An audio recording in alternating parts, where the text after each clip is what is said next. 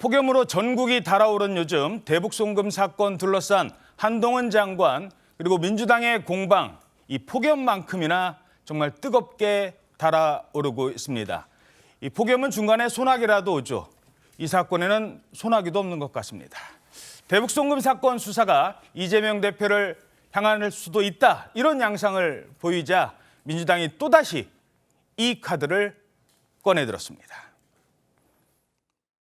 이런 거짓 진술을 강요받아 무리하게 또 억지로 꿰맞춰서 이재명 대표를 엮으려고 하는 게 아닌지, 이제 그런 측면에서 이 쌍방울 수사를 담당하고 있는 수원지검의 그런 부분들에 대해서 조사도 필요하고. 네, 바로 쌍방울 사건, 지금 현재 수사하고 있는 수사팀의 검사 명단까지 공개를 한 겁니다. 지금 보면 부장검사, 부부장검사, 위에 차장검사, 검사장 포함해서 이렇게 4명은 명단이 이름까지 공개가 됐고요. 저렇게 조직도까지 그려서 공개를 한 겁니다. 자, 그런데 왜 이재명 대표나 이화영 전 부지사가 아닌 쌍방울을 수사 중인 검사들, 이 검사들을 공개를 했을까요? 최지연 기자. 예, 이재명 대표 입장으로서는 이화영 전 부지사 직접적으로 연관이 있는 인물이기 때문에 본인이 이재명 대표가 이화영 전 지사를 직접 거론하기 어려웠을 거고요. 예. 아마 지난 주말에 김성태 전 회장에 대해서 이재명 대표가 먼저 페이스북에 1차적으로 요 문제를 거론을 했었습니다. 그러고 나서 이제 민주당이 검사들의 명단까지 공개하면서 나선 건데, 이 민주당의 주장은 김성태 전 회장의 주가 조작 의혹에 대해서 이른바 봐주기 수사로 일관하고 있다, 이런 주장입니다. 이 공소장을 살펴보니까 쌍방울, 나노스 또 광림의 전환사채 발행과 관련해서는 사기적 부정거래 혐의, 이 부분은 거론이 됐는데, 예. 그 대비 주가 조작 혐의에 대해서는 누락을 하고 있는 이 부분. 왜 주가 조작은 뺐느냐? 네, 이 주가 조작을 뺀 이유가 결국에는 이 주가 조작 혐의에 대해서 더 수사를 할 경우에 이 쌍방울 전 회장, 김성태 전 회장과 이재명 대표와의 연결고리는 조금 더 사그라들고, 오히려 쌍방울과 북한과의 직접 거래, 쌍방울이 그를 위해서 그 북한과의 거래를 통해서 이익을 취득하려고 했었던 그 부분만 부각이 되기 때문에 민주당과 이재명 대표에게 오히려 그 검찰이 수사를 하는 입장에서는 조금 열외로 놓여질 수 있는 상황이 될 수 있다. 그래서 검찰이 다소 의도적인 수사 방향으로 이렇게 설정하고 있는 것 아니냐, 이런 주장을 내놓은 거고요. 그 그렇군요. 연장선상에서 검사 명단을 공개한 거라고 볼 수 있습니다. 자, 글쎄요. 먼저 이 상황을 어떻게 봐야 될지 궁금한데, 이게 처음이 또 아니에요, 최지원 기자. 지난 12월에도 한번 공개가 된 적이 있었어요. 예, 맞습니다. 지난해 12월에 이재명 대표에 대해서 수사 중인 검찰 무려 16명의 이름과 얼굴에 대해서 공개를 민주당이 한 바가 있었습니다. 바로 대장동, 또 변호사비 대납 의혹, 또 성남 FC 건을 수사하는 검사들에 대한 명단을 공개했었는데, 예. 근데 또 이 명단을 수집하고 또 작성을 주도한 것이 이 대표 측 인사라는 말도 나왔었습니다. 아, 그래요? 예, 그래서 아마 이번 공개 역시 이 대표와 또 이 대표를 둘러싼 측근들, 또 지도부의 지시나 생각이 반영된 행동 아니었을 것이냐, 이런 얘기들도 지금 나오고 있습니다. 예, 그렇군요. 자, 검사 명단 공개에 대한 한동훈 장관 그리고 이재명 대표 간의 시각차도 분명한 것 같습니다. 이건 이재명 대표 개인의 형사 문제입니다. 개인의 형사 문제를 모면해 보려고 공당의 공식 조직을 동원해서 공직자들의 좌표를 찍고 조리돌림 당하도록 공개적으로 선동하는 것은 법치주의를 훼손하는 겁니다. 그게 왜 조리돌림입니까? 자신이 한 행위를 드러내는 것이 조리돌림이라고 생각하는 것 자체가 자신들이 한 행위가 부정한 행위임을 인정하는 거죠. 제대로 정당하게 했다면 자랑해야죠. 자, 민주당의 명단 공개 벌써 2번째입니다. 과연 이번 사안을 어떻게 봐야 될까요? 정치부 취재 경력 40년, 대 기자께 질문 드리겠습니다. 어떻게 보십니까? 지난번에도 한번 그랬고요. 이번에 이제 2번째인데, 자, 저기에 명단이 드러나면 흔히 어떤 사건을 수사하는 검사의 명단이 드러나는 적이 없어요. 그렇죠. 물론 기자들은 알죠. 누구누구가 수사를 하고 있다 하는 거지만 일반인에 드러나는 건 없고, 지금 저 제목에 나왔듯이 바로 좌표 찍기라는 거죠. 예. 저건 무슨 얘기냐면, 자, 이런 사람들이 지금 그 김성태 전 회장을 뭐 회유하거나 봐주기 수사를 하고 있습니다라고 일반 국민의 앞에 폭로한다는 인상을 주거든요. 예. 그러니까 검사들 입장에서는 이런 내 이름이 나가면 안 되는데 그래서 이제 압박감을 느끼도록 유도하고 있는 거죠. 그래서 좌표 찍기라고 하고 있는 것이고 저런 점들이 이제 검사들이 얼마나 압박을 받을 것이냐 하는 부분은 이제 저 효과와 관련해서 대단히 중요할 텐데 민주당에서는 적어도 이재명 대표는 저렇게 함으로써 검사에 대한 압박이 충분히 효과를 발휘하고 있다고 아마 판단했기 때문에 이번에 또다시 그렇게 하고 있는 것이 아닌가 하는 생각이 드는데 저 정도만 해도 그런데 제가 보기에는 아마 지난번에도 뭐 검사들이 그렇게 압박을 느꼈다는 여러 가지 보도는 없었거든요. 예. 이번에도 별로 성공할 것 같지는 않다 이렇게 생각합니다. 예, 옆에서 정미경 전 의원님께서 살짝 웃고 계셨는데 검사 출신이시니까 실제로 이 정도 되면 검사들이 압박을 받습니까? 아닙니까? 아니, 그러니까 압박은 받을 수 있어요. 왜냐하면 기분 나쁘고 보통의 경우라면 신경 쓸 필요가 없는 일들이 벌어지죠. 예. 왜냐하면 명단이 막 인터넷으로 돌아다니죠. 또 누군가 뭐 요즘에 민주당에 그분들 개딸들도 계시잖아요. 예. 그러니까는 뭐 어떤 일이 막 어떤 식으로든 뭐 이상한 문자가 날라올 수도 있죠. 그럼에도 불구하고 수사를 하는 수사팀이 그거에 의해서 흔들리지는 않습니다. 예. 대한민국 검찰이 뭐 그런 수준은 아니기 때문에요. 근데 다만 그렇게 신경을 자꾸 쓰인다는 게 이제 문제인 거죠. 왜냐? 우리는 그 수사도 독립적으로 해야 되거든요. 예. 재판도 독립적으로 해야죠. 그건 우리 법 취지가 그렇습니다.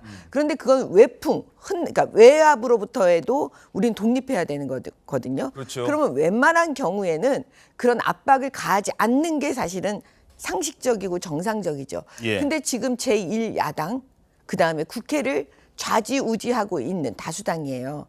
그 사람들이 저렇게 기본을 지키지 않는 거, 수사를 흔드는 거, 이거는 정말 국민들 보시기에도 그렇고 법조인들이 보기에도 그렇고 참 아닙니다. 의원님은 어떻게 보세요?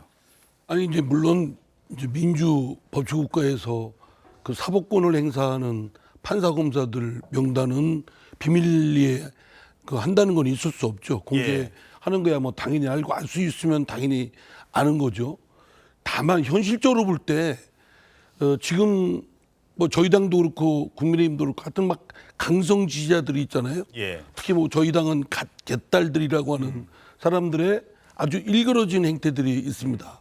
누구 하나를 좌표 찍어서 집단적으로 소위 문자 폭탄, 뭐 린치가 하듯이 이거는 뭐 폭력적이라고 해야 될 정도이기 때문에 사실 사법권을 행사하는 판사나 검사들한테 보내는 건 아주 일그러진 모습을 영향을 주려고 하는 거겠죠. 예.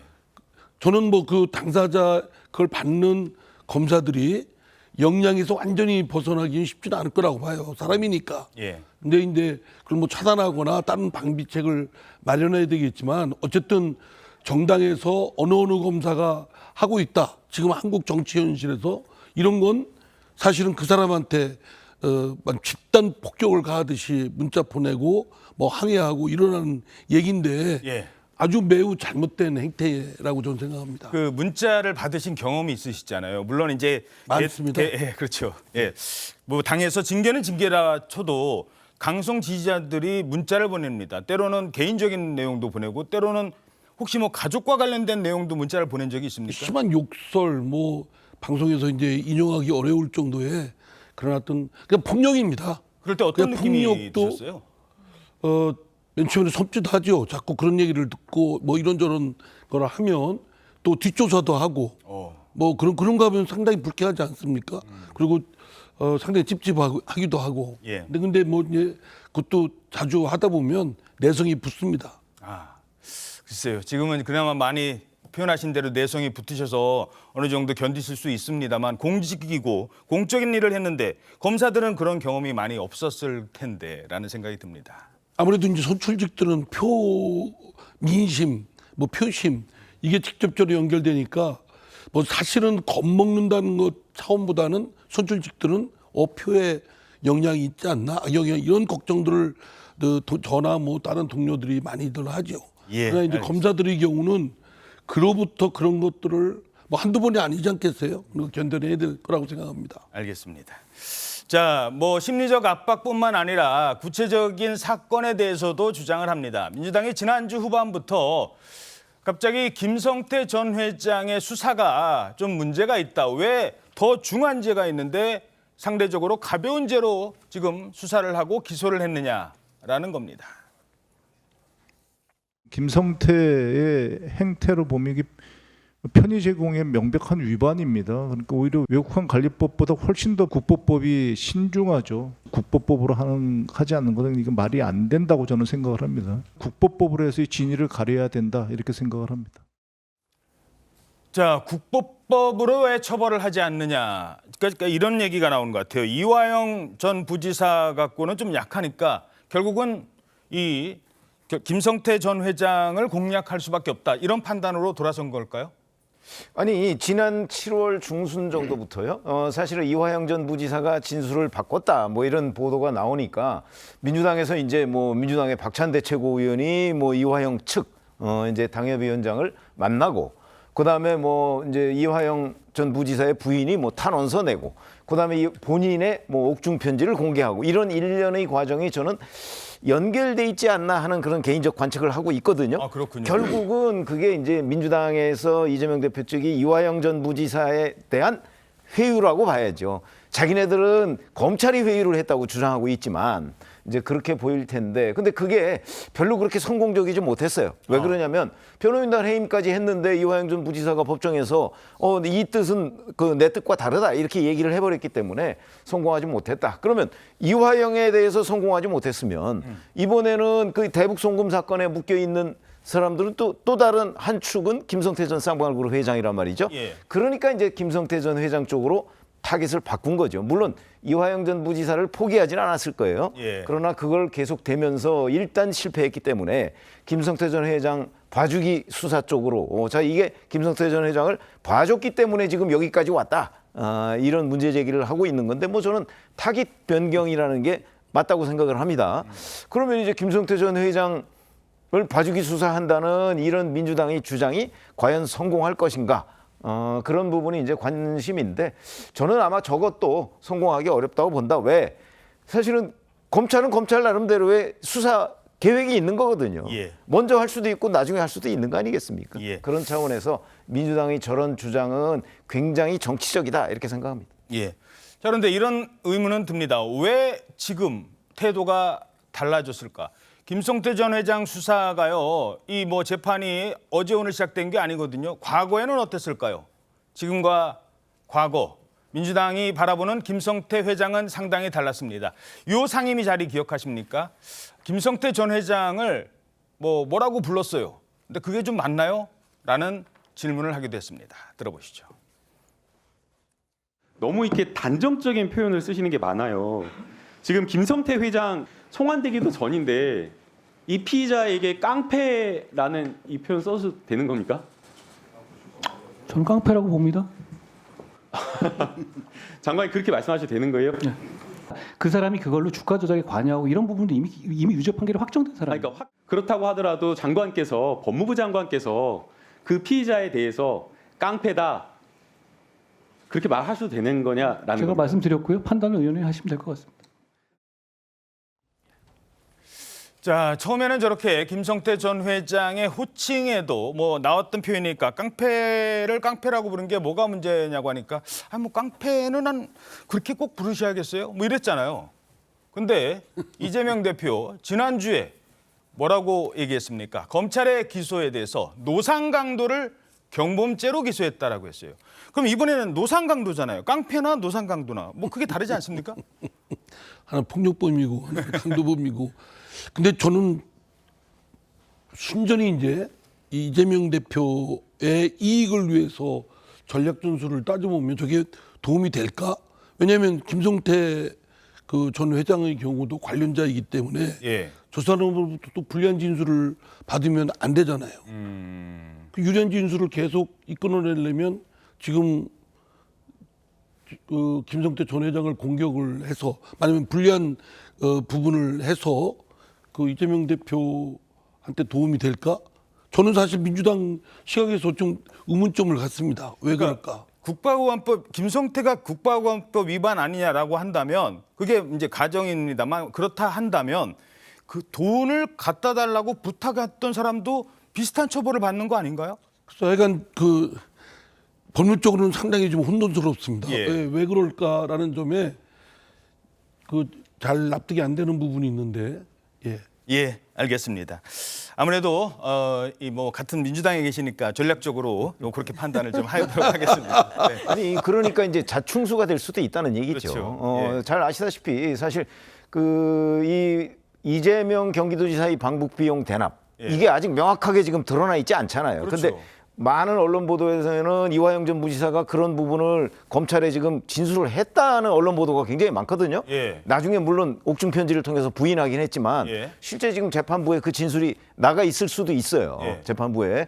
그렇게 되면 나중에 만약에 이게 국가보안 민주당의 주장대로 국가보안법이라고 한다면 이재명 당시 경기도지사도 공범이 되는 것 아닌가 하는 그래서 자충수가 아니냐 예. 뭐 이런 지적이 지금 언론에도 많이 나오고 있는 그렇죠. 그러니까 정미경 최고위원님, 그러니까 예를 들어서 한 사람이 돈을 준 사람이 제일 큰 중한 죄를 짓겠죠. 하지만 야, 돈 좀 갖다 줄래라고 부탁한 사람도 주범, 종범 또는 공범의 관계가 될 수도 있는 거잖아요. 지금 이재명 대표가 왜 노상 강도라고 했는지 아세요? 왜 그랬을까요? 그것은 뭐냐면 본인은 아무 상관이 없다. 이 대북 송금 사건에. 아하. 그냥 강도가 강도짓 했는데 나하고는 아무 상관이 없다. 예. 지금 이 얘기하려고 노상 강도 했는데 사실 완전 엉뚱한 얘기를 하고 있는 거죠.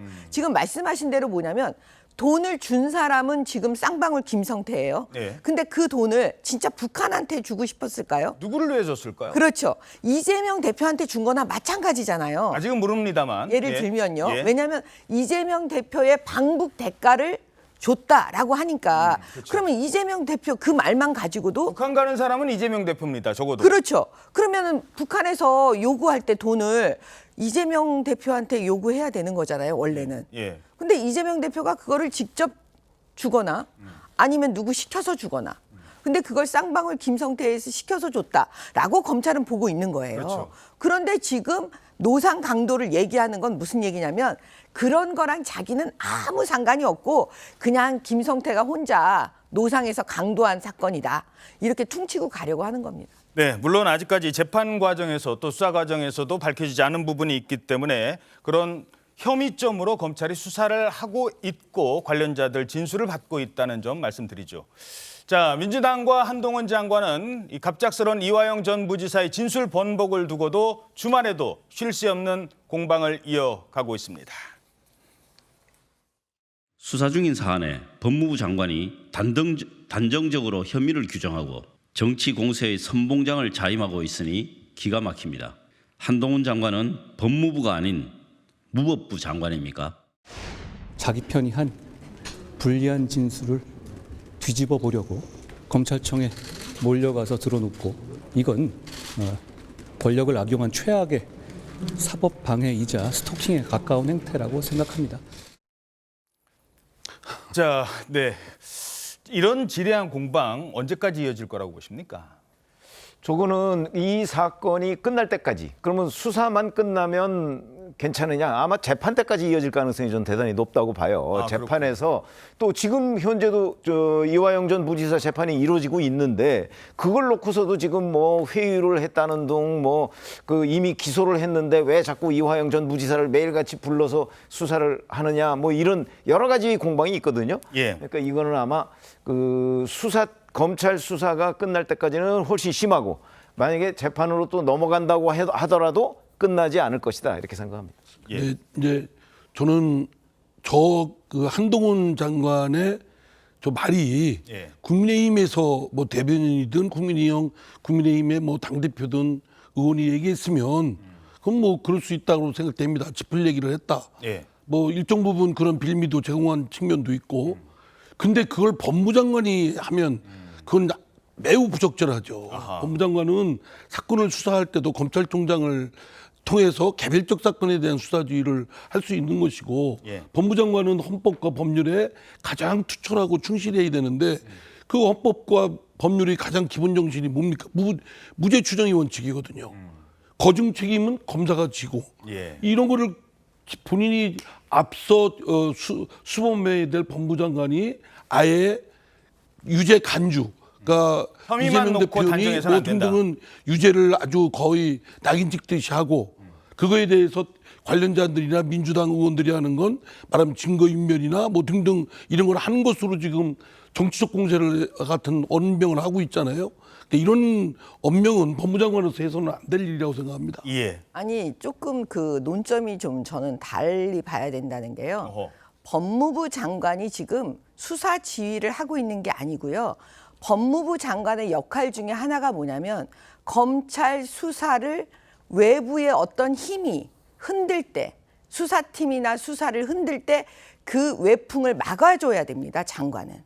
그러니까 지금 한동훈 장관은 자기 역할에 굉장히 충실하게 하고 있는 거예요. 예. 왜냐하면 민주당이 지금 다수당으로서 막 흔들고 있잖아요, 수사팀을. 그러면 장관이 그거 안 막아주면 되겠습니까? 당연히 막아줘야죠. 알겠습니다. 근데 뭐 그 정도 가지고 흔들릴 일도 없을 테고 예, 예. 저는 법무장관이 하는 그 언어라든가 저런 내용들이 너무 과해요. 그러니까 이번도 한 건만이 아니잖아요. 근데 지금 정도가 더 심해지고 있어요. 예. 근데 민주당이 너무 과하기 때문에 한동훈 장관이 그 과한 부분에 대해서 지적하다 보니까 알겠습니다. 과하게 되는 겁니다. 여기서 더 말씀하시면 그게 더 과해지는 것 같습니다. 네.